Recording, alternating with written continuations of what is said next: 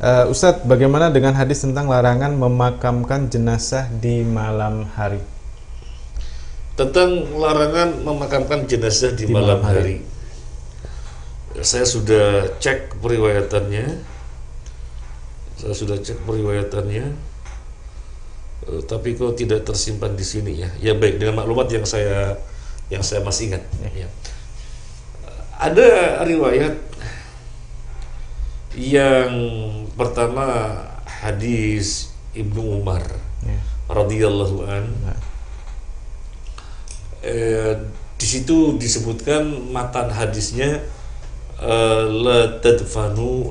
Yang satunya dari hadis Jabir, kurang lebihnya juga seperti itu, la tadfanu al-mayyit lailan.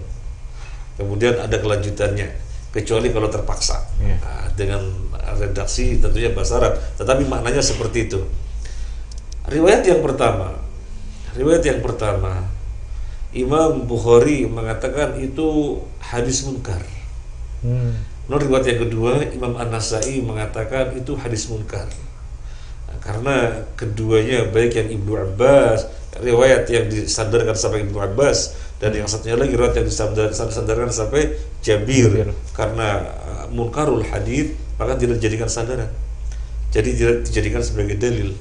Sehingga hukumnya menjadi jelas, nggak ada masalah memakamkan jenazah di malam hari.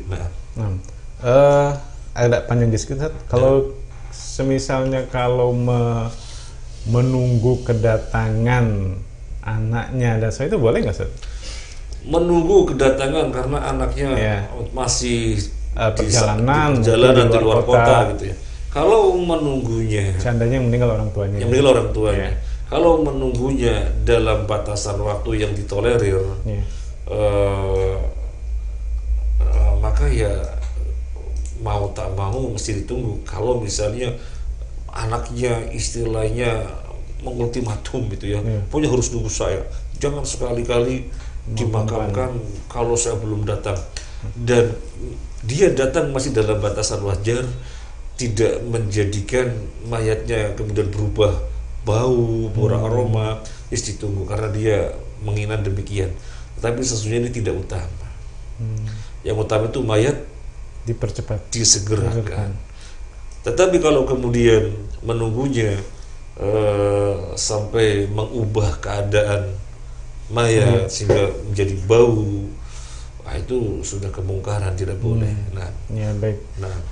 Dan itu pun tadi misalnya anaknya menginginkan nunggu saya, dan dia bisa diberi pengertian, kasihlah pengertian lah.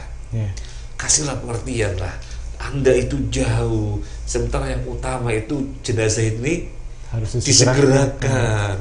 Kalau Anda nanti jauh, nggak utama, baru perintah syarat disegerakan. Ketika dia paham, kemudian dia tidak perlu ditunggu, makamkan.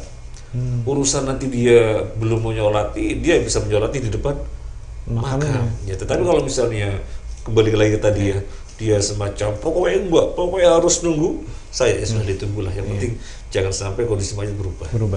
Baik. Jazakallahu Ustaz atas jawabannya.